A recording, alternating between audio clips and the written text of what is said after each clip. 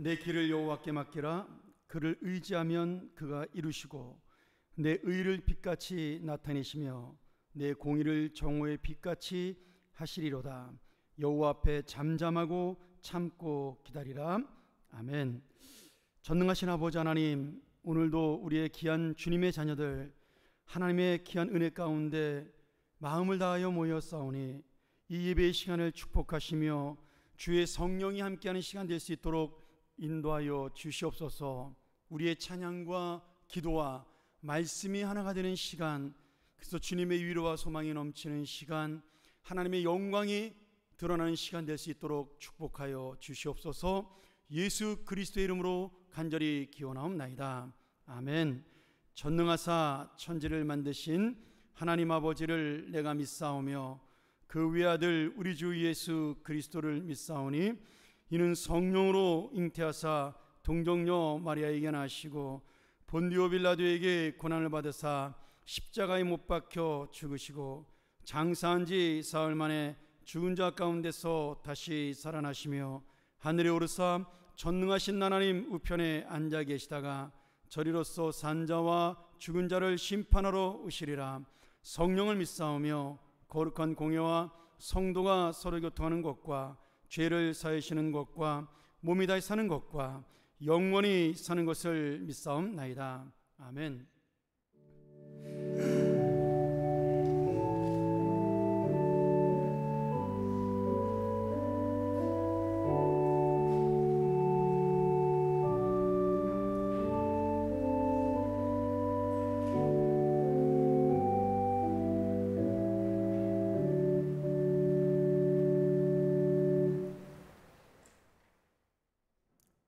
내 백성아 들을지어다.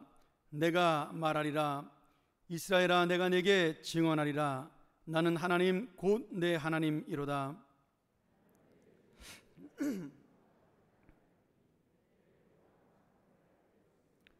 내가 내 집에서 숫소나 내 우리에서 순념소를 가져가지 아니하리니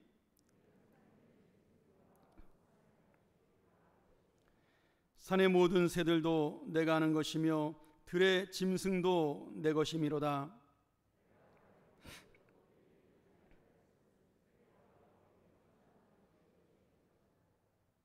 내가 숫소의 고기를 먹으며 염소의 피를 마시겠느냐?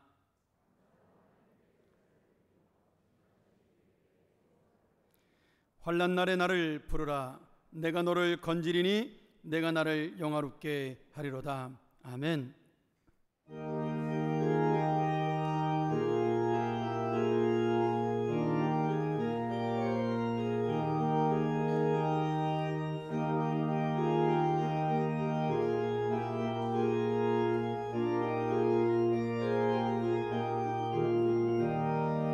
세상 모든 풍파 너를 흔들어 약한 마음 낙심하게 될 때에 내려주신 주의 복을 세어라. 주의 크신 복을 내가 알리라. 받은 복을 세어보아라. 크신 복을 내가 알리라. 받은 복을 세어보아라. 주의 크신 복을 내가 알리라. 세상 근심 걱정 너를 누르고 십자가를 등에 지고 나갈 때 주가 내게 주신 복을 세어라. 두려움 없이 항상 찬송하리라. 받은 복을 세어보아라. 크신 복을 내가 알리라. 받은 복을 세어보아라. 주의 크신 복을 내가 알리라. 세상 권세 너의 앞길 막을 때 주만 믿고 낙심하지 말아라. 천사들이 너를 보호하리니 귀함만 보고 나가라. 받은 복을 세어 보아라. 크신 복을 내가 알리라. 받은 복을 세어 보아라. 주의 크신 복을 내가 알리라.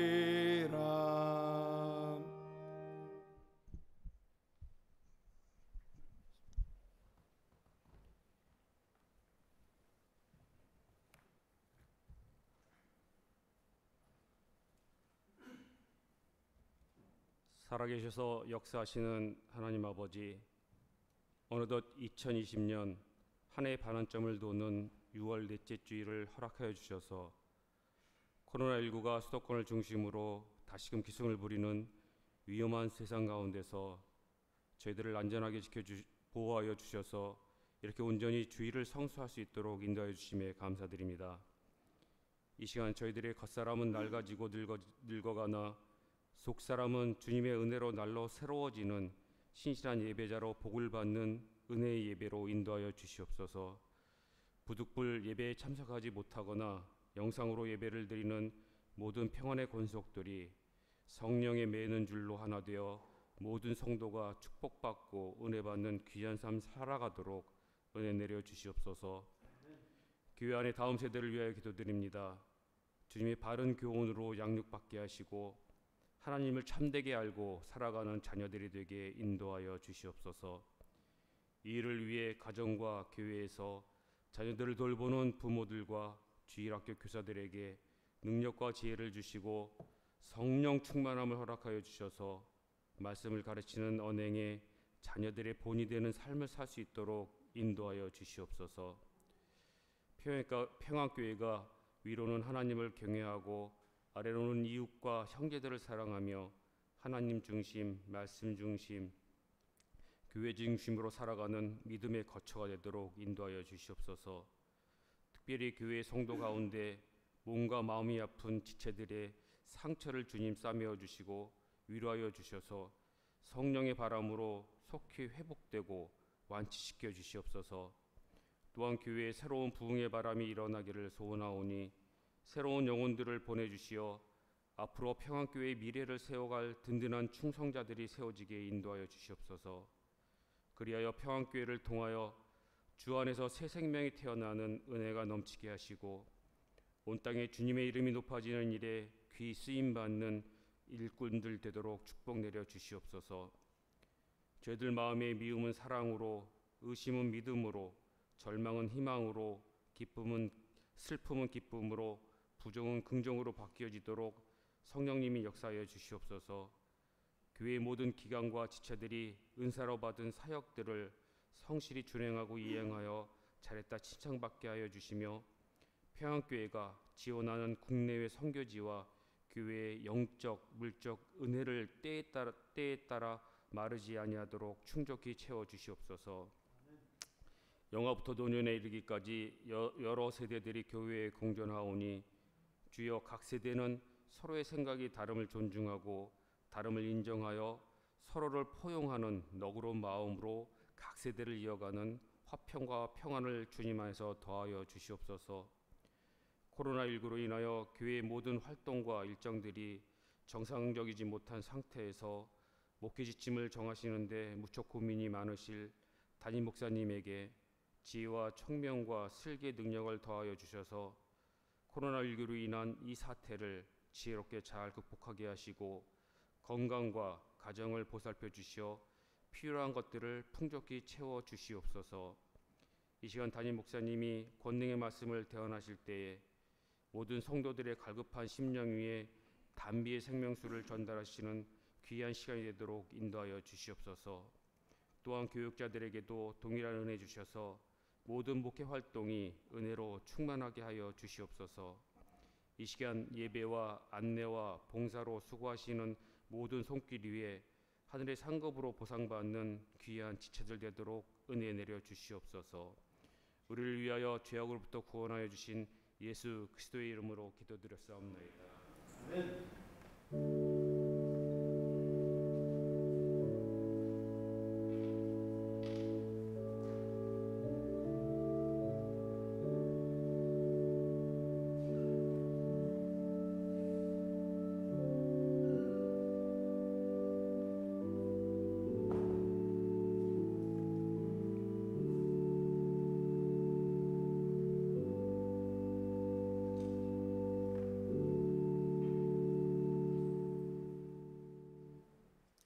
오늘 우리에게 주시는 하나님의 귀한 말씀, 우리 지난주에 이어서 신약성경 빌립보서 1장 우리 3절부터 7절까지 교독하도록 하겠습니다.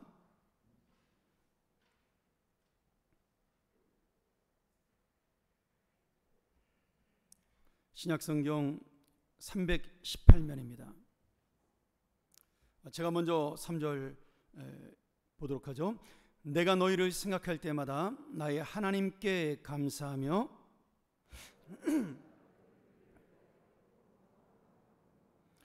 너희가 첫날부터 이제까지 복음을 위한 일에 참여하고 있기 때문이라.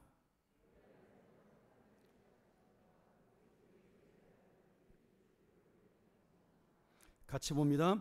내가 너희 무리를 위하여 이와 같이 생각하는 것이 마땅하니 이는 너희가 내 마음에 있음이며 나의 매임과 복음을 변명함과 확정함에 너희가 다 나와 함께 은혜에 참여한 자가 됨이라. 아멘. 우리 장로님들 오늘 특별히 특송 준비하셨는데 함께 듣도록 하죠.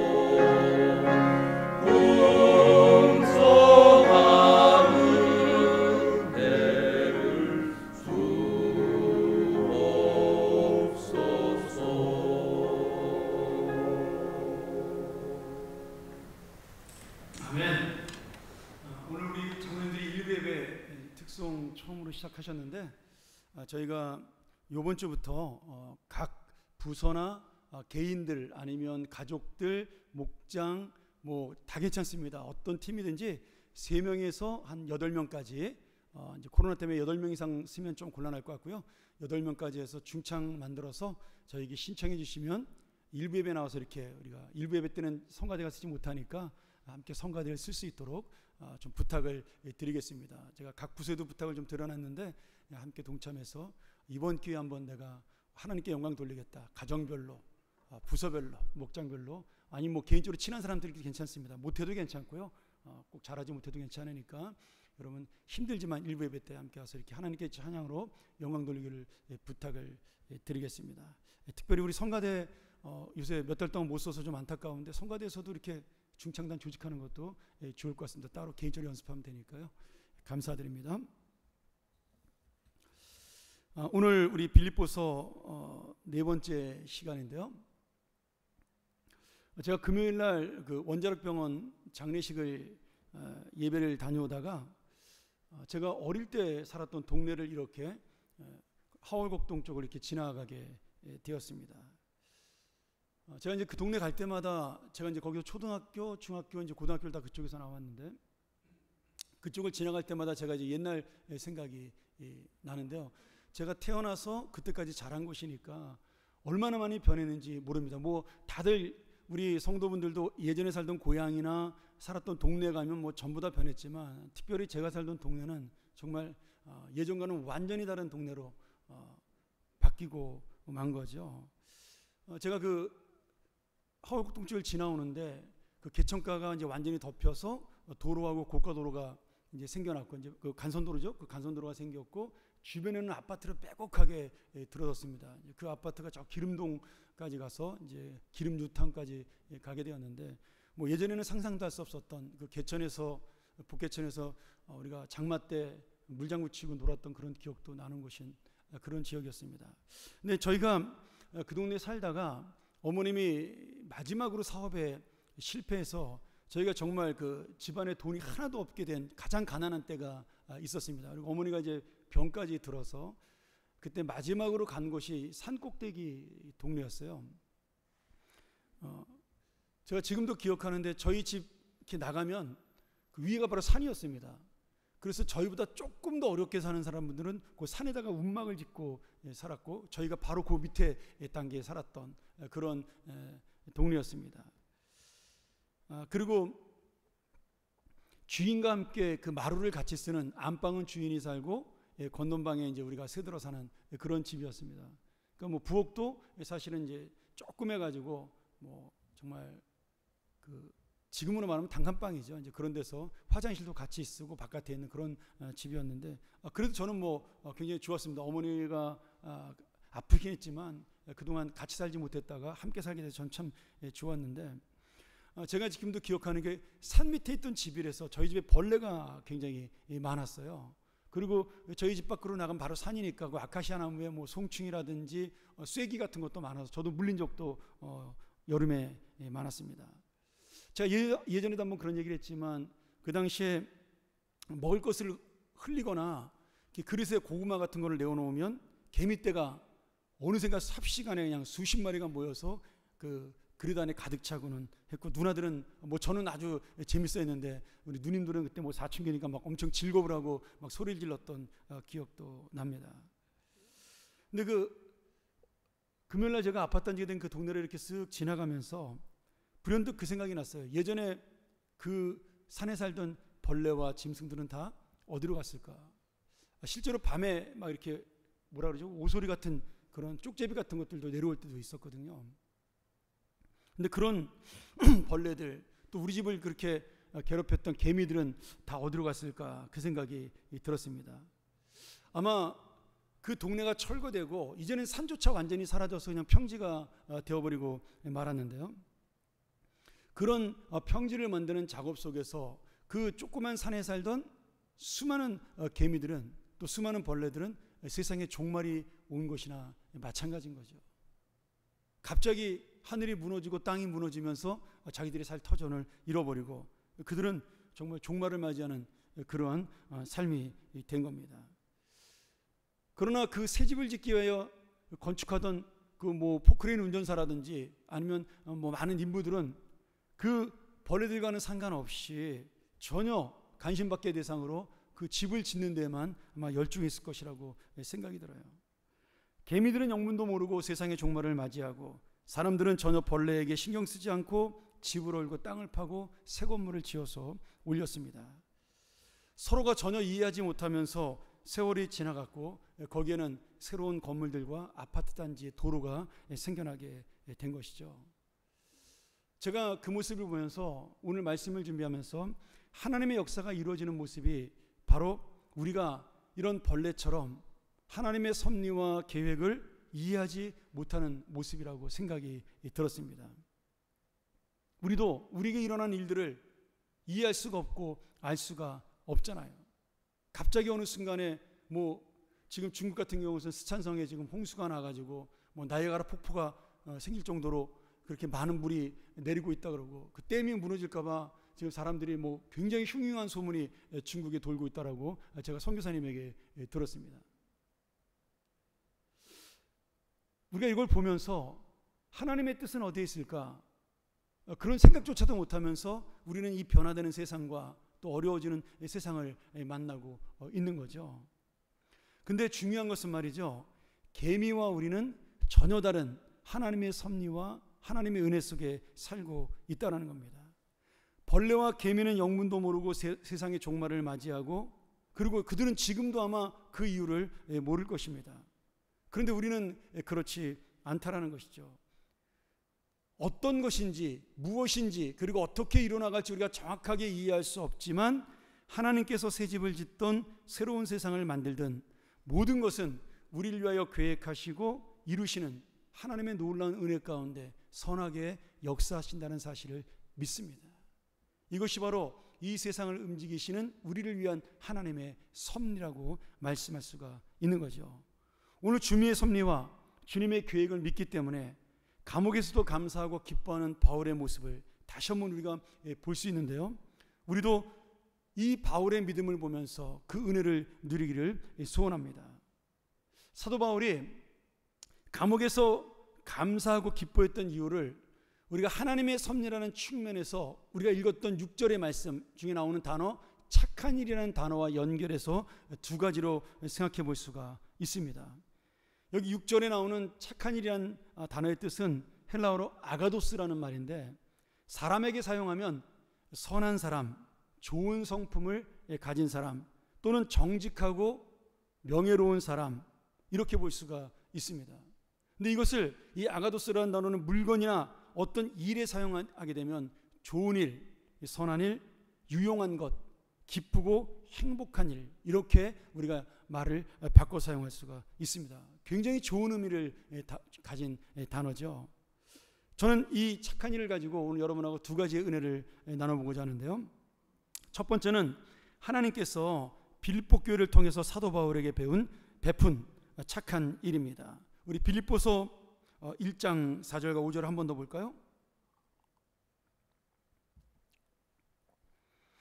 제가 봅니다. 간구할 때마다 너희 무리를 위하여 기쁨으로 항상 간구함은 너희가 첫날부터 이제까지 복음을 위한 일에 참여하고 있기 때문이라.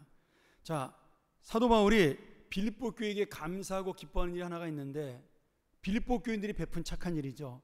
그 사람들이 바울의 복음을 처음부터 끝까지 변하지 않고 도왔다라는 겁니다. 빌립보 교회는 바울이 지금 감옥에 갇혀 있을 때에도 도움도 주고 위로도 주었지만, 사실은 그 이전부터 10년 전부터 바울의 복음 전도를 위해서 물질과 기도와 사랑으로 끝까지 협력했던 굉장히 아름답고 선한 착한 교회였습니다. 빌립보서 4장 16절에 보면 이런 말씀이 나와요. 데살로니가 있었을 때에도 너희가 한 번뿐 아니라 두 번이나 나의 쓸 것을 보내었도다. 그러니까 한 번 도운 것으로 그친 것이 아니라 바울이 필요할 때마다 그에게 선교비를 지원하고 도왔다라는 얘기죠. 자, 이 이야기를 우리가 조금 더 사도행전을 통해서 볼 수가 있는데요, 바울이 데살로니가전서 2장 9절에 보면 이런 말씀이 나와요. 형제들아, 우리가 우리의 수고와 애쓴 것을 너희가 기억하리니 너희 아무에게도 폐를 끼치지 아니하려고 밤낮으로 일하면서 너희에게 하나님의 복음을 전하였노라. 이 내용이 뭐냐면, 이 사도행전에서 바울이 데살로니가 지방을 전도할 때 그들은 처음 믿는 데살로니가 교인들이 부담을 갖지 않도록 하기 위해서 헌금을 받지 않았습니다. 지금 우리 선교사님들이 처음에 복음을 전도로 갈 때 그 원주민들에게 헌금을 요청하지 않죠. 그리고 그들이 믿음이 좀 자란 다음부터 헌금을 요청합니다. 그런 것처럼 바울도 헌금을 요청하지 아니하고 그가 천막을 지어서 텐트 메이커였죠. 바울이 자기가 갖던 기술을 사용해서 텐트를 만들어서 그 텐트를 팔아서 생활비를 충당을 했습니다. 근데 그것만으로는 부족한 거죠. 왜냐하면 외부 생활을 하면서 세 끼를 밥을 사 먹어야 되고 또 여간에서 자야 되는데 그 돈이 모자랐을 때 빌립보 교인들이 바울의 사역을 돕기 위해서 선교금을 여러 번 보내준 것입니다. 그래서 바울은 항상 그 빌립보 교인들의 마음을 잊지 않고 그 착한 일에 대해 감사를 한 거죠. 또 이때뿐 아니라 바울이 고린도 지방을 선교할 때에도 같은 도움을 주었습니다. 고린도후서 11장 9절 볼까요? 내가 너희와 함께 있을 때 비용이 부족하였을 때 아무에게도 누를 끼치지 아니하였으면 마게도냐에서 온 형제들이 나의 부족한 것을 보충하였습니다. 고린도 교회 교인들에게도 그가 바울이 권고하면서 너희들이 이렇게 교회가 분열하고 아프지만 내가 너희들에게 베풀었던 사랑과 헌신을 좀 기억해라. 나는 너희들에게 한 번도 신세를 진 적이 없다. 자랑하려고 그러는 것이 아니라 자기의 중심을 봐달라는 겁니다. 그때 바울을 도와준 사람들이 누구예요? 마게도냐에서 온 형제들. 여러분, 이 빌립보 교회가 어디 있어요? 마게도냐의 첫 번째 지방에 있던 도시입니다. 그러니까 이 마게도냐에서 온 형제들이라는 것은 빌립보 교회 교인들을 가리키는 말이죠. 그들의 선교비를 통해서 고린도 지방, 고린도 교회를 세운 것입니다. 또한 10년의 세월이 지나서 바울이 감옥에 갇혔던 지금 이 편지를 쓰던 때에도 빌립보 교인들은 교회를 대표해서 에바브로디도라는 목회자를 보내서 바울이 필요한 것들을 공급해주는 놀라운 사랑을 베풀었습니다. 빌립보서 4장 18절 내게는 모든 것이 있고 또 풍부한지라 에바브로디도 편에 너희가 준 것을 받음으로 내가 풍족하니 이는 받으실 만한 향기로운 제물이요 하나님을 기쁘시게 한 것이라. 지금 그들이 어려운 중에도 바울을 도운 것은 하나님의 향기로운 제물과 하나님을 기쁘게 한 헌금이 되었다라고 칭찬하는 모습이죠. 이것뿐만 아닙니다. 바울을 돕는 것을 넘어서 예루살렘 교회에 큰 흉년이 들었을 때 바울이 그때 여러 지역에 모교인 예루살렘 교회가 흉년이 만나 어려움을 당하게 되었으니 도와달라고 요청했을 때 가장 먼저 바울에게 선교금을 보내주고 구제원금을 보내준 교회도 역시 빌립보 교회입니다. 로마서 5장 15장 26절이죠. 이는 마게도냐 빌립보 교회입니다. 아가야 사람들이 예루살렘 성도 중 가난한 자들을 위하여 기쁘게 얼마를 연보하였습니다. 그러니까 이 빌립보 교회의 착한 일은 끊어지지 아니하고 계속되었고 교회가 어렵고 힘들 때에도 멈추지 않는 희생과 사랑으로 지금 다른 성도들을 섬겼다라고 말씀하고 있는 겁니다. 여러분, 하나님이 지금 바울만 이 일을 기뻐하고 감사하는 것이 아니라 하나님도 이 일을 기뻐하고 감사한다라는 거예요. 왜냐하면 자기들도 어려울 때 더 어려운 형제를 위해서 도왔기 때문에 정말 하나님이 그들을 기쁜 마음으로 바라볼 수가 있었다라는 거죠. 바울은 이런 빌립보 교회의 착한 일과 헌신을 보면서 그 교회를 세운 설립자로 또한 목회자로 보람을 느끼고 감사하고 기뻐하다라는 고백을 하고 있는 겁니다. 여러분, 목회자가 가장 기쁜 때가 뭐라고요? 성도들이 그 목회자를 통하여 예수 그리스도를 만났다라고 고백할 때입니다. 한 형제와 한 자매가 내가 목사님 때문에 예수님을 알게 되었습니다라는 고백이야말로 저의 인생을 가장 기쁘게 하는 열매요 양식입니다. 예수님도 마찬가지였죠. 사마리아 성의 그 수가성 여인이 예수님 앞에 무릎 꿇고 그를 믿게 되었을 때 그 제자들에게 얘기했잖아요. 나는 이미 양식을 먹었노라고. 배부르더라고. 진짜 배불러서가 아니라 그것이 육신을 채우는 것보다 훨씬 더 기쁜 일이라는 사실을 말씀해주고 있는 겁니다.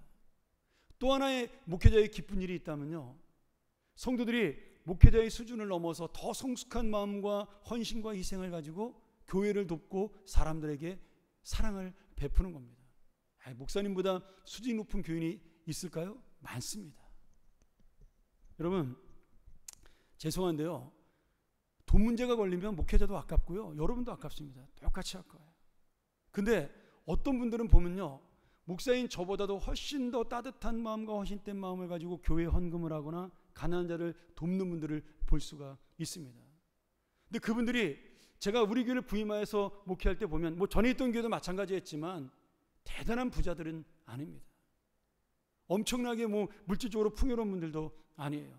그럼에도 당신들이 모았던 작은 것들, 그 정성들을 가지고 와서 교회를 위해서, 가난한 자를 위해서 써달라고, 선교사님 위해서 써달라고 헌신한 걸 볼 때, 여러분, 목회자는 그것만큼 기쁜 일이 없는 겁니다. 오늘 바울도 바로 그런 마음에서 자신보다 성숙해진 빌립보 교인들을 바라보면서 기쁨과 보람을 느꼈다라고 그렇게 고백하며 감사를 나타내고 있는 거죠. 근데 또 하나 여기서 바울이 갖고 있는 더 깊은 감사와 기쁨이 있습니다. 빌립보 교회 안에 들어왔던 사람들 중에 바울을 비난하고 모함했던 사람들이 있어요. 그가 가르친 복음보다 내가 가르치는 복음이 더 진짜다, 그러면서 열심히 가르쳤던 사람들이 있습니다.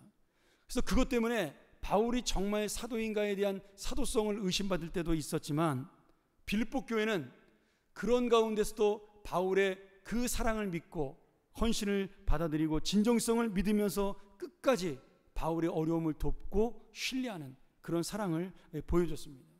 근데 바울이 단순히 빌립보 교인들에게만 감사한 것이 아니라 그런 빌립보 교인들의 사랑과 헌신과 그리고 그 마음들이 정말 단순히 사람의 착한 마음에서 나온 것이 아니라 하나님께서 그들의 마음에 감동을 주고 역사하셔서 그들이 끝까지 바울을 도울 수 있었다라고 바울이 깨닫게 된 겁니다. 지금 바울이 가만히 보니까 나는 감옥에 갇혀 있고 로마에 언제 갈지는 모르고 이 복음은 언제 전파될지 모르겠는데 하나님의 섭리와 역사는 이 빌립보 교회를 통해서 계속해서 이루어지고 있는 거예요. 그러니 지금 바울의 마음속에는 기쁨이 있는 겁니다. 그들이 나에게 돈을 얼마를 갖다 주었기 때문에 기쁜 것이 아니고, 지금 그들을 통하여 내가 너를 끝까지 돌보겠다, 내가 너를 끝까지 약속을 지켜 로마 땅에 보낼 때까지 너를 지켜주겠다, 너의 복음, 네가 원하는 사명은 끝까지 이루어질 것이다 라고 말씀하시는 그 하나님의 약속과 하나님의 섭리가 바울의 마음속에 깨달음을 준 거예요. 여러분, 단순히 이 빌립보 교회의 도움과 사랑은요, 그냥 감사한 일로 착한 일로 끝난 것이 아니라 바울의 사역이 끊어지지 않도록, 또한 바울이 실망하고 낙심하지 않도록 다시 한번 하나님을 붙들 수 있는 놀라운 역사가 일어나게 된 것이죠. 그리고 결국 바울의 사역은 어디까지 이어져요? 로마에까지 자연스럽게 이어지게 됩니다. 바울도 사람이니까 낙심할 수 있잖아요. 감옥에 갇혀서 아무도 찾아오지 않는 외로운 길을 걸어가고 있다면 이것이 정말 하나님이 원하시는 길인가? 이것이 정말 하나님이 바라는 사명인가? 내가 잘못된 것은 아닌가라고 왜 고민해보지 않았겠어요? 여러분, 바울만 그런 고민하는 것이 아니라 목회라는 수많은 목회자들은 다 동일한 고민을 합니다. 아마 여러분들도 그런 고민하실 거예요. 내가 어떤 주님의 일을 감당하려고 했을 때 이것이 기쁨으로 오는 것이 아니라 고난과 어려움으로 다가올 때 정말 내가 이것을 하는 것이 하나님이 원하시는 일인가에 대한 고민이 왜 없었겠어요? 근데 이 빌립보 교인들이 계속해서 바울을 돕고 지금 당신의 사역을 우리는 믿는다라는 사랑을 보여줌으로 말미암아, 하나님이 함께 하시는 거구나, 하나님이 역사하시는 거구나, 하나님이 이들을 통해 나를 돕는 거구나, 그렇게 바울의 마음에 용기와 소망을 줬다라는 겁니다. 여러분, 이 착한 일, 빌립보 교회의 착한 일은요, 하나님의 섭리를 이루는 착한 일이었습니다. 우리의 선한 마음과 우리의 헌신도 마찬가지입니다. 우리가 힘들고 어려운 상황에도 믿음으로 주님의 일을 감당하고 헌신할 때 개인의 보람과 기쁨을 넘어서 하나님의 살아계심과 하나님의 영광이 드러날 수밖에 없는 거죠. 나는 그저 감사해서, 나는 그저 너무 기쁘고 즐거워서, 하나님의 은혜가 너무 좋아서 내가 작은 일을 하겠습니다, 내가 이 정도 일을 하겠습니다, 내가 정성으로 요만큼만 하겠습니다라고 나는 이야기하지만 내 그 모든 삶 속에서 나는 할 수 있는 것이 이것밖에 되지 못합니다라고 말씀하지만, 여러분, 그러한 여러분의 작은 정성과 헌신이 하나님의 섭리가 역사함으로 교회를 세우고 이 나라를 하나님의 복음의 국가로 만들어주며 선교사들을 통하여 세계의 모든 복음의 역사가 일어나게 만드는 것이죠. 우리는 사실 모릅니다. 우리가 드린 정성과 희생과 헌신이 어떤 역사를 일으키는지 알지 못하고 우리는 세월이 지나가고 또 죽을 수도 있는 거죠. 그런데 말이죠, 하나님은 정말 비디오보다 더 정확하게 우리를 찍어놓고 우리를 하늘나라에서 기다리고 계십니다. 야, 너 봐라. 몇 년 몇 월 며칠 날 네가 헌금했지? 이것을 통해 몇 명이 살아난 줄 아니? 네가 언제 이렇게 사랑의 봉사를 했지? 그것 때문에 저 영혼이 살아난 것을 네가 모르지? 이거 봐, 나는 그날 얼마나 즐거웠는지 몰라. 하나님은 우리가 오실 날을 기다리면서 그 비디오를 보며 즐거워하고 있다라는 거예요. 기뻐하고 있다라는 겁니다. 우리가 주님 앞에 다시 만나는 날, 주님은 그것을 함께 보며 우리에게 이렇게 너의 사역의 열매를 맺었다라고 우리를 위로해 주실 것입니다. 저는요, 천국 가면은 뭐 계시록에 나타난 것처럼 무슨 거기에 뭐 황금길이 깔려 있고 무슨 뭐 수정 같은 강이 있고 뭐 좋은 집이 있고, 저는 그런 것보다 더 중요한 게 내가 잊어버리고 살았던 사람들이 나를 얼마나 사랑했던가를 깨닫게 되고, 또한 내가 미워했던 사람들이 얼마나 내가 어리석은 마음으로 그들을 싫어하고 미워했던가를 깨닫게 되며, 부끄럽기는 하겠지만 그러한 모든 감정들이 녹아내리고 정말 내가 살았던 인생들이 그렇게 힘들지만은 않았더라는 것, 하나님이 나를 사랑해서 이 역사를 함께 이뤘다는 것을 깨닫는 것, 그것이야말로 정말 우리가 간 천국의 가장 큰 기쁨이라고 저는 믿습니다. 사랑하는 여러분, 다시 한번 오늘 우리의 작은 헌신과 사랑 그리고 믿음을 통해 살아계신 주님의 영광을 드러내는 귀한 여러분의 삶이 되기를 주의 이름으로 간절히 축원합니다. 두 번째로, 하나님께서 빌립보 교인들에게 베푸신 착한 일입니다. 우리가 첫 번째는 빌립보 교인들이 바울에게 베푼 착한 일, 하나님을 통해 베푼 일이죠. 두 번째는 하나님께서 그런 착한 일을 베푼 빌립보 교인들에게 베푸신 하나님의 착한 일을 여러분과 나누기를 원합니다. 빌립보서 1장 6절을 다시 한번 볼까요? 너희 안에서 착한 일을 시작하신 이가 그리스도 예수의 날까지 이루실 줄을 우리는 확신하노라. 오늘 여기 착한 일은 뭐예요? 하나님이 하신 착한 일은, 우리가 하나님의 사역으로 넓게 보면 하나님께서 빌립보 교인들을 사랑하셔서 문맥적으로 볼 때 그들을 예수 그리스도의 은혜로 구원하신 것을 하나님의 착한 일로 표현하고 있습니다. 그러면 지금 그 착한 일을 처음 구원하신 것으로 끝내지 않고 오늘 말씀에 뭐가 되어 있어요? 그리스도 예수의 날까지, 마지막까지 끝까지 이루신다라고 되어 있습니다. 그러면 하나님께서 이 빌립보 교인을 위해서 끝까지 이루실 일은 뭐예요? 그들을 구원하셨기 때문에 끝까지 이 구원을 완성하기 위해서 예수 그리스도가 다시 오는 재림의 그날까지 그들의 믿음과 신앙과 삶을 붙잡아 준다라는 약속이죠. 자, 이런 의미로 볼 때 지금 예수의 날까지 이루시는 구원을 우린 두 가지로 볼 수가 있습니다. 하나는 뭐냐면, 조금 여러분 복잡한 것 같지만 잘 적어 놓으셔요. 어려움 가운데도 내 믿음이 자라기 때문에 주님의 그 거룩한 삶을 따라가는, 우리가 흔히 말하는 성화를 이루는 완성의 구원입니다. 여러분, 구원은 한 번 받는 것으로 끝나지 않습니다. 구원은 계속해서 이루어지는 겁니다. 그래서 구원의 그것을 서정이라고 불러요. 신학적으로 내가 예수를 믿고 중생을 하고 그리고 의롭다 칭함을 받고 그것으로 끝나는 것이 아니라 내가 하나님 앞에 소명을 받고 나아가며 성화로 완성되어가는 그 삶 전체가 우리는 구원의 그 점진성이라고 부릅니다. 하루하루 그 구원을 성숙하게 이루어 나가는 것이에요.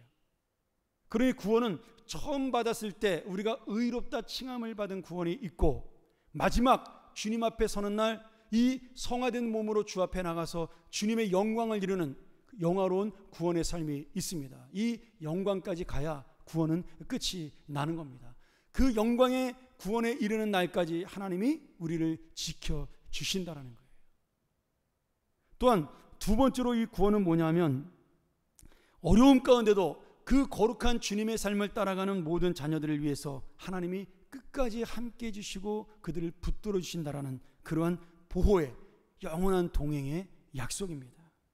바울은 그러니까 지금 빌립보 교회의 착한 일을 보면서 또 빌립보 교회에 행하신 하나님의 구원의 역사를 보면서 교회가 주님이 이루어 주실 이 구원의 완성을 확신하고 어려움 속에도 거룩한 믿음으로 이 약속을 믿고 확신 가운데 희생하며 헌신하며 살아가라고 담대하게 전하고 있는 거예요. 하나님이 너희를 지키시니까. 너희가 그 어려움 가운데도 이 거룩함을 놓치지 말아라. 이 희생을 놓치지 말아라. 하나님 지금 착하게 살았다가는 망합니다. 그래도 나는 너를 지켜준다.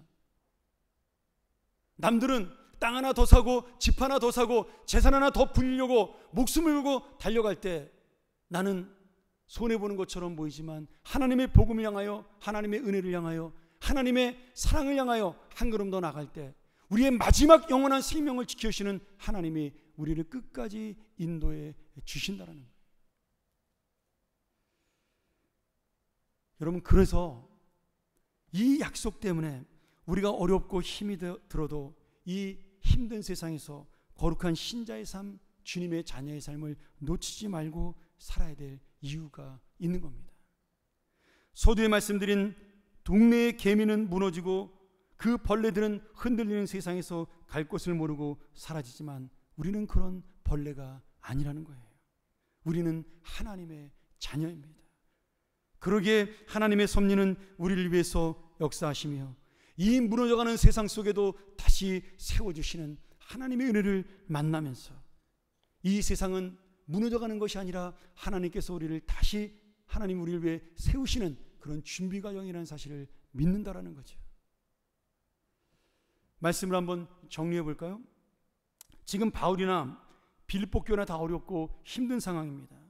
전혀 기뻐하거나 감사할 수 없는 상황이에요. 바울은 감옥에 갇혀 있고 언제 풀려날지 모르고 언제 로마에 갈지 모르고, 빌립보 교회는 그 교회가 돌아가면 분열이 있고 분쟁이 있고 거짓 교사들이 있고, 거기다가 성경이 지금 나오지 않지만 그 빌립보 교회 담임으로 사역하고 있던 에바브로디도가 바울을 위문하러 왔다가 큰 병에 걸리고 말아요. 그래서 빌립보 교회로 돌아가지 못하고 이 바울과 함께 감옥 근처에 남아가지고 요양하면서 병이 날 때까지 기다리게 됩니다. 남을 도와주러 왔다 병까지 났어요. 그러니 이제 빌립보 교인들은 돌아가면 리더가 없는 교회를 지금 가서 혼란은 지금 잠재워야 되는데 어떻게 해야 될지 모르는 그런 상황에 있는 겁니다. 바울도 답답하고 빌립보 교회도 답답한 거죠. 그럼에도 바울은 지금 뭐라고 말씀하고 있어요? 하나님께서 바울과 빌립보 교회를 구원하신 그 착한 일을 이루실 것을 확신하기에 단 한 번의 구원으로 끝나는 것이 아니라 끝까지 영광스러운 인생의 삶으로 인도하실 것을 믿기 때문에 너희들이 거룩함을 놓치지 말고 지금의 상황에도 기뻐하고 감사하는 마음으로 살아가야 하며, 나는 이것을 믿고 깨닫기에 여러분을 바라보며 감사하고 기뻐할 수 있다라고 그렇게 고백하고 있는 겁니다. 여러분, 이것이 바로 바울의 믿음이에요. 정말 부러운 믿음이고요, 제가 본받고 싶은 믿음이죠. 이 말씀을 준비하면서 하나님, 나는 왜 바울처럼 되지 않을까요? 정말 그 고민을 많이 했습니다. 바울은 감옥에도 그 소망과 희망을 보고 교회를 바라보고 있는데 나는 왜 그런 믿음이 없을까요? 이 코너를 바라보면서 하나님이 흔들리는 세상을 다시 세울 하나님의 준비요 계획이라고 머릿속으로는 이해가 되는데 왜 하나님, 저는 걱정이 앞서고 염려가 앞설까요? 부끄러운 제 모습을 바라보면서 저와 여러분 모두가 함께 이 어려운 세상을 다시 세워나가실 주님의 은혜를 믿고 나가는 그런 굳건한 믿음이 다시 한번 세워지는 오늘이 되기를 주의 이름으로 간절히 축원합니다. 오늘 바울이 하나님께서 바울과 빌립보 교회를 다시 세운다는 것, 그것은 막연히 잘 될 것이다, 그러니까 기뻐하자, 이런 어떤 종교적이고 신비적인 측면이 아닙니다. 세뇌도 아니에요.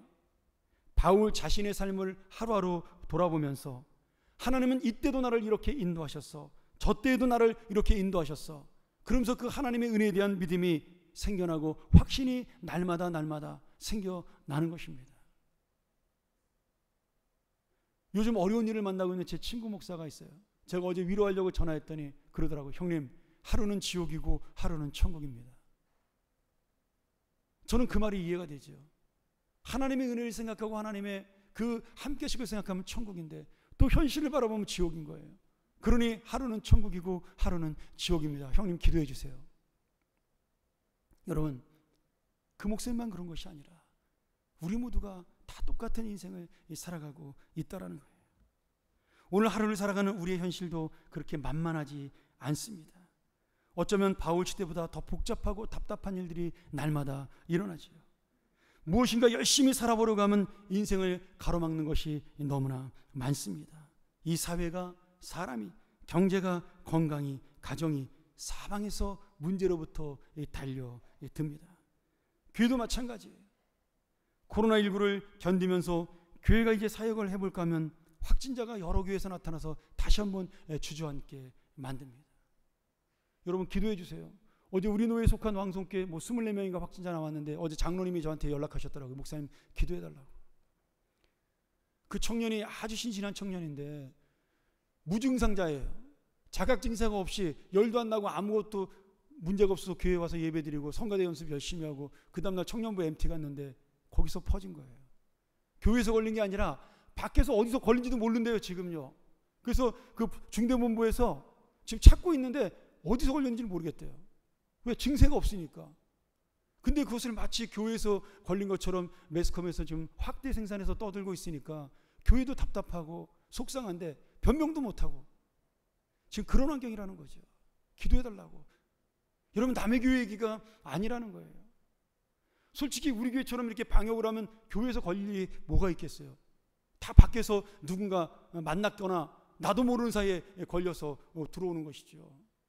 그런데 그 비난과 욕과 그리고 그 불평과 원망을 교회가 다 받습니다. 또 은근히 그렇게 몰아가는 측면도 있죠. 그래야 정부의 책임도 좀 덜해지고 사람들의 분노도 좀 한쪽으로 쏟아버리면 괜찮거든요. 한편으로 이해는 되지만 억울한 면이 너무나 많죠. 근데 그 억울함 속에도 우리가 정말 이 세상을 사랑하고 그들을 불쌍히 여기고 끝까지 함께 나가면 그래도 하나님은 우리와 함께 주신다라는 겁니다. 여러분 우리가 해야 될 것은 억울함이 아니라 그들을 향한 기도요, 더 낮은 희생과 헌신입니다. 하나님이 그걸 요구하시는 거예요. 오늘 여러분 거기에 한 가지 더, 주님은 기뻐하고 감사하고 말씀합니다. 어떻게 그럴 수 있을까요?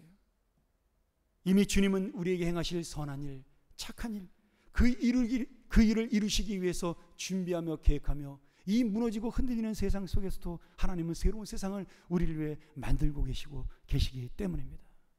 제가 이 말씀을 준비하다가요, 바울의 마음을 가만히 묵상을 해봤습니다. 여러분 바울이 빌립보 교인들을 바라보면서 옛날 빌립보 교회 10년 전의 추억이 생각이 났을 거예요. 빌립보 교회에 어떤 일이 있었죠? 그 전도하다가 우리가 지난번에 말씀드렸지만 그 귀신 들린 여종을 고쳐주는 일을 통해서 그 귀신 들린 여종의 주인들이 수입이 끊기는 바람에 바울을 고소해서 감옥에 가뒀습니다. 그때 감옥이 지진이 나서 흔들리면서 감옥문이 열려가지고 바울이 나오게 되었어요. 그리고 간수와 간수의 가정이 구원받는 놀라운 역사가 일어나는 것을 우리가 지난번에 나눴습니다. 여러분 제가 이 말씀을 생각을 하면서 하나님의 은혜를 주시더라고요. 감옥문이 흔들리고 무너지는 그런 세상이 되었는데 거기서 지금 무너지지 않는 사람이 누구예요? 유일하게 사도 바울입니다. 신라예요. 간수도 무너지고 죄인들도 무너지고 전부 다 겁이 나서 벌벌벌 떨고 엎드리고 있는데 그 흔들리고 무너지는 감옥 속에도 의연하게 주님의 은혜와 약속을 믿고 지금 담대하게 복음을 전하는 자가 누구냐? 바로 하나님의 약속을 믿은 바울과 신라라는 거예요. 오늘 바울과 신라는요, 오히려 다른 사람들을 위로하고 그 무너지는 감옥 속에, 흔들리는 감옥 속에 소망을 선포합니다. 왜요? 그 무너짐 속에 하나님의 능력과 영광이 나타났고 간수의 집안이 구원을 받고 빌립보 시가 변화되는 새로운 역사와 섭리가 일어났기 때문입니다.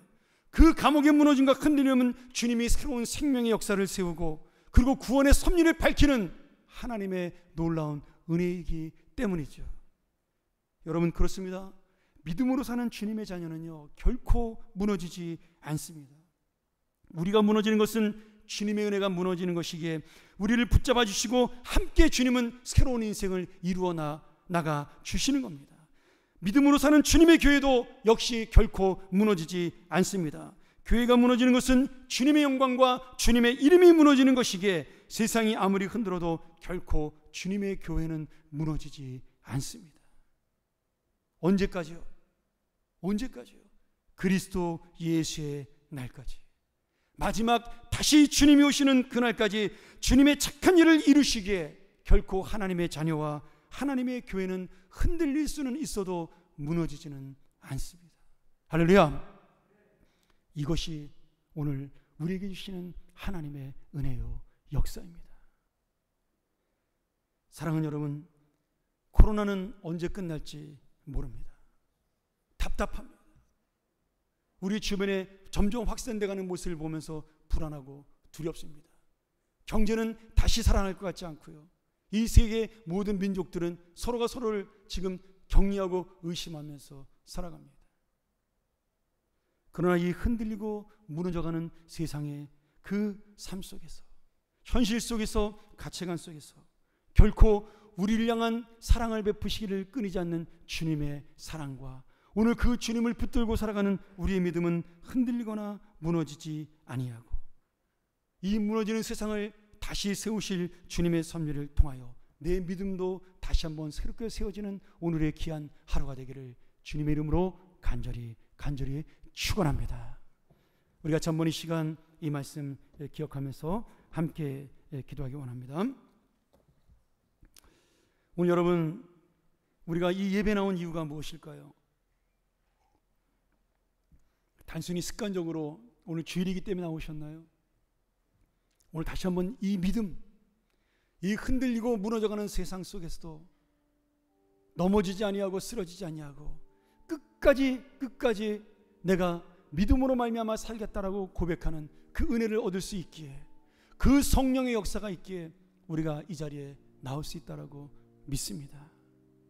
사랑하는 여러분, 다시 한번 우리가 오늘 이 믿음을 달라고, 이 은혜를 달라고, 이 흔들리는 세상 속에 내 믿음은 굳건할 수 있도록, 이 무너지는 세상 속에 다시 세워지는 하나님의 섭리를 바라보는 은혜와 믿음을 달라고 우리 이 시간 통성으로 함께 기도합니다.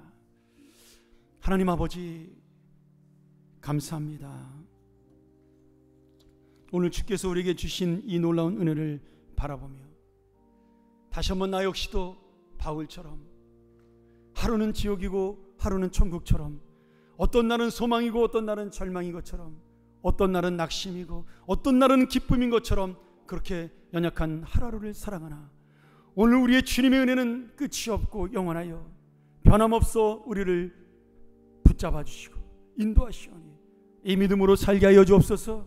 이 은혜로 살게 하여 주옵소서. 이 역사로 살게 하여 주시옵소서. 오직 의인은 믿음으로 말미암아 살리라는 이 고백이 오늘 나의 고백이 되게 하여 주시옵소서.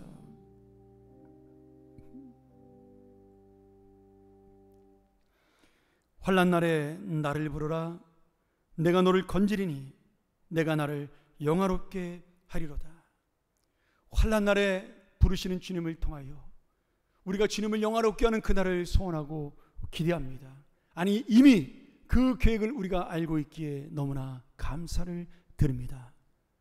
아버지 하나님, 이 믿음으로 살게 하여 주시옵소서. 이 은혜로 살게 하여 주시옵소서. 오늘도 우리가 이 하나님의 은혜를 감사하여 우리가 어렵고 힘든 가운데서도 정성을 다하여 주 앞에 예물을 드립니다. 거룩한 주님의 예물이 되고 우리 마음의 예물이 되어 하나님의 선하고 착한 일을 이루는 놀라운 역사가 일어나게 도와주시고 이 예물을 통해 우리의 삶 속에서도 끊어지지 않는 하나님의 역사가 일어날 수 있도록 인도하여 주시옵소서. 하나님의 교회를 세우고 하나님의 사명을 세우고 하나님의 사람들을 세우는 놀라운 하나님의 예물로 사용되게 하여 주시옵소서. 주여, 어려움 가운데 있는 성도들이 있습니다. 우리 병으로 고생하는 환우들이 있습니다. 찾아가 주시옵소서. 저들을 만나 주시고 위로하여 주시고 주님의 역사 가운데 새로운 주님의 희망을, 소망을, 그리고 주님의 용기를 얻는 하나님의 사람들이 되게 축복하여 주시옵소서. 지금은 우리에게 날마다 새로운 생명을 허락하여 주시는 예수 그리스도의 은혜와 주님 오시는 날까지 끝까지 우리와 함께 하실 아버지 하나님의 사랑과 날마다 우리를 붙드시고 함께 하시며 예수님 오시는 그날까지 동행하신 우리 성령님의 감동감화 교통하심과 함께 하심이 오늘 주 앞에 머리 숙이며 이 귀한 말씀을 통하여 흔들리는 세상 속에 다시 한번 믿음으로 살기를 원하는 우리 사랑하는 주님의 자녀들 머리 위에, 저들의 가정과 직장과 사업과 그리고 새로운 인생 계획 위에, 우리 사랑하는 선교사님들의 머리 위에, 또한 어려움과 고통 가운데 있는 북녘동포들, 그리고 주님의 복음을 기다리는 치아 교회 위에, 우리 코로나로 인하여 기도하며 다시 새로운 사역을 위하여 준비하며 기도하는 우리 선교사님들의 머리 위에, 사랑하는 우리 교회 위에, 이 모든 어려움을 이기고 승리할 우리 사랑하는 대한민국 위에 지금부터 영원토록 함께 있을지어다. 아멘.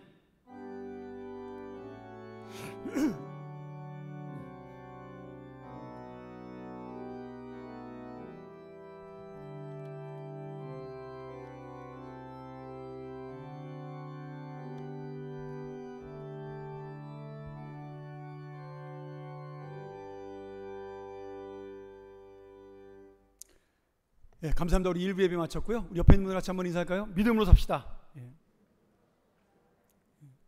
감사합니다. 저희 교회가 지금 한 70% 교인들이 1부, 2부, 3부 예배에 참석하고 있는데요. 뭐 다 나오라고 또 그 권하기도 참 쉽지 않은 그런 환경입니다. 그러나 어디에 있든지 우리 주님의 은혜를 놓치지 않도록 우리 교우들, 온라인으로 예배드리는 교우들도 함께 귀한 은혜가 임하도록 우리 기도해 주시기를 부탁을 드리겠습니다. 광고 마치자마자 바로 우리 금방 끝나는데 우리 중직자 보고회를 좀 갖도록 하죠. 다음 주 재직회 하기 전에 저희가 그동안 거의 6개월 가까이 교회에서 시설 및 보수 공사를 했는데 뭐 부분으로 했기 때문에 잘 모르는 분들도 있어서 한번 전체적으로 설명을 드릴 예정입니다. 우리 무선 마이크 좀 준비를 부탁드리고요. 다음 주일은 우리 오랜만에 정기 재직회로 모이도록 하겠습니다. 우리가 1부, 2부 나눠서 지금 숫자가 예배를 드리기 때문에 1부에도 재직회를 하고 2부에도 재직회를 해서 모든 교인들이 참여할 수 있도록 그렇게 기회를 드리려고 합니다. 금방 끝나니까요. 다음 주에도 우리 재직회 위해서 기도를 부탁드리고요. 다음 주일은 우리 맥주 감사주일입니다. 우리가 어렵고 힘든 시기를 지나고 있지만 또 전반기의 삶을 인도하시고 건강하게 지켜주신 하나님에 감사하면서 우리 다시 한번 정성껏 예물을 준비해서 다음 주에 감사하는 마음으로 우리가 맥주 감사주일을 만나기를 소원합니다. 다음 주일은 우리 3부 예배 때 김지연 집사님, 영남신학대학교 특임 교수인데 지금 그 동성애나 아니면 뭐 여러 가지 차별금지법에 대한 강의로 한국교회를 다니시면서 지금 홍보하시고 강의하시는 분이신데 저희 교회 청년들이 3부 예배 때 이분을 모시고 특강을 듣습니다. 동성애 법제화와 그리스도인이라는 제목인데요. 여러분들께서 이 강의 좀 많이 오셔서 함께 참여했으면 좋겠고요. 강의 듣기 전에 그냥 오시지 마시고 여러분 인터넷 동성애 그 법제화 이렇게 치든지 아니면 그 차별금지법 이렇게 치면은 거기에 대한 내용들이 잘 나옵니다. 한번 다 읽어보시고 오시면 좋겠어요. 그리고 들을 때도 선입관 없이 우리가 잘 들어서 정말 하나님의 말씀으로 우리가 옳은 길을 찾을 수 있는 그런 귀한 시간 됐으면 좋겠습니다. 우리 다음 주 3부 예배에 많은 분들 동참을 부탁드리겠습니다. 우리 지난주 계속 광고 드리고 있는데 우리 70년 준비위원회 이번 주까지만 광고를 하도록 하죠. 우리 자료 수집하고 있는데 우리 자료 가지고 계신 분들 사진이나 또 책이나 문서, 편지나 뭐 이런 것들 다 괜찮습니다. 교회에 제출해 주시면 저희가 교회에서 복사하고 돌려드리도록 그렇게 하겠습니다. 우리 지난 주간 이광진 집사님, 이은주 집사님 어머님 김기란님께서 소천하셨습니다. 이광 집사님의 장모님이시던데 어제 장례 잘 마쳤고요. 우리 성도들에게 감사하는 마음을 전했습니다. 또 어제 우리 결혼한 우리 신혼부부 지금 예배에 왔죠? 어디 있죠? 잠깐 일어나서 인사할까요? 그래요. 우리 박수로 한번 환영하죠. 예. 아주 얼마나 예쁜지 1부 예배 드리고 신혼여행 간다고. 우리 두 사람 다 이제 우리 교회 신혼부부에서 또 열심히 봉사하기로 약속을 했습니다. 위해서 저 가정에서도 기도를 부탁드리겠습니다. 예, 감사합니다. 우리 다른 분들은 내려가셔도 괜찮고 중직자분들만 잠깐 남아주셔서 우리 바로 영상으로 보고를 받고 그렇게 우리 시작하도록 하겠습니다. 제가 바로 내려가도록 하죠.